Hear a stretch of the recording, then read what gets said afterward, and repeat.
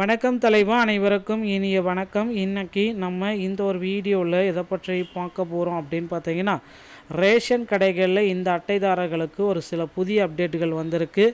என்னன்றதை பற்றி தான் இந்த ஒரு வீடியோவில் உங்களுக்கு விரிவான விளக்கத்தோடு நான் இப்பொழுது உங்களுக்கு சொல்ல போகிறேங்க.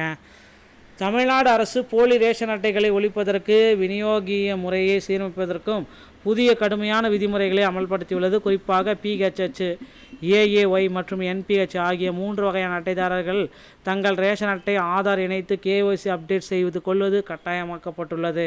இந்த நடைமுறையை பின்பற்றாதவரின் அட்டைகள் வரும் மாதங்களில் முழுமையாக ரத்து செய்யப்படும் என்றும் எச்சரிக்கப்படுகிறது.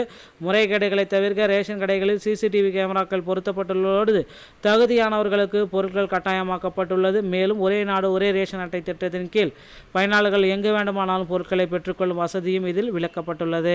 இதன் மூலம் சுமார் 3 கோடி போலி அட்டைகளை நீக்கி அரசுக்கு ஏற்படும் நிதி இழப்பை தடுக்க நடவடிக்கைகள் எடுக்கப்பட்டு வருகிறதுங்க. ஸோ தமிழக ரேஷன் அட்டைதாரர்களுக்கு சில புதிய விதிமுறைகள் வந்திருக்கு. அது என்ன, நீங்கள் செய்ய வேண்டியது என்ன, யார் யார் இதில் கவனிக்க வேண்டும் அப்படின்றத நான் இப்போ சொல்கிறேன். 3 வகையான ரேஷன் அட்டைதாரர்கள், இதில் இந்த 3 வகையாக ரேஷன் அட்டை வைத்திருக்கக்கூடிய நபர்கள் தயவு செய்து இதை நீங்கள் கவனிச்சே ஆகணும். என்பிஹெச்ஹெச், பிஹெச்ஹெச், ஏஏஒய் அட்டை வைத்திருப்பவர்களுக்கு இந்த விதிமுறைகள் கண்டிப்பாக பொருந்தும். ஓகேங்களா?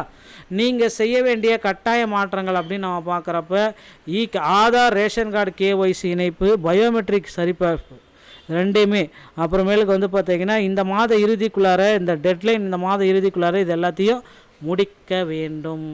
ஸோ கேஒய்சி மற்றும் ஆதார் இணைப்பு உங்கள் ரேஷன் அட்டையுடன் ஆதார் எண்ணையும் செயல்பாட்டில் உள்ள மொபைல் எண்ணையும் இணைப்பது கட்டாயம். பயோமெட்ரிக் சரிபார்ப்பு இனிமேல் அனைத்து ரேஷன் கடைகளிலும் ஆதார் அடிப்படையிலான கைரேகை சரிபார்ப்பிற்கு பிறகு தான் பொருட்கள் வழங்கப்படும். ஸோ புள்ளி விவரங்கள் அப்டேட் டேட்டாபேஸ் என்ன அப்படின்னு பார்த்தீங்க அப்படின்னா, 2025ஆம் ஆண்டு இறுதி வரையிலான ஆய்வில் சுமார் 3 கோடி ரேஷன் அட்டைகள் கண்டறியப்பட்டு ரத்து செய்யப்பட்டிருக்கு அப்படின்னு சொல்கிறாங்க. டேட்டாபேஸ் 3 கோடியான ரேஷன் அட்டைகளை தற்சமயம் ஒழிச்சிருக்கோம் அப்படின்றத குறிப்பாகவே சொல்கிறாங்க. ஸோ 20,000 கோடி ரூபாய் இழப்பீடு சரி செய்ய போலி அட்டைகளால் அரசுக்கு ஏற்பட்ட 20,000 கோடி ரூபாய் இழப்பீடை தவிர்க்க இந்த கடுமையான நடவடிக்கைகள் எடுக்கப்பட்டிருக்கு. மேலும் முறைகேடுகளை தடுத்தல், ஒரு நபர் வந்து பார்த்திங்கன்னா சரியாக ஒரு ரேஷன் கார்டு வைத்திருக்கணும், சரியான அளவில் பொருட்கள் விநியோகிப்பதை உறுதி செய்யும் இந்த விதிகளுக்கு அவசியம் அப்படின்றத சொல்கிறாங்க. ஸோ சரியான எடையில் பொருட்களை வழங்கணும், அளவில் விநியோகணும். அரிசி, பருப்பு, சர்க்கரை போன்ற பொருட்கள் தகுதியானவர்களுக்கு சரியான எடையில் கிடைப்பதை உறுதி செய்ய வேண்டும். மாற்றங்களின் மிக முக்கியமான கவனிக்க வேண்டிய விஷயம் அப்படின்னா இதுதாங்க.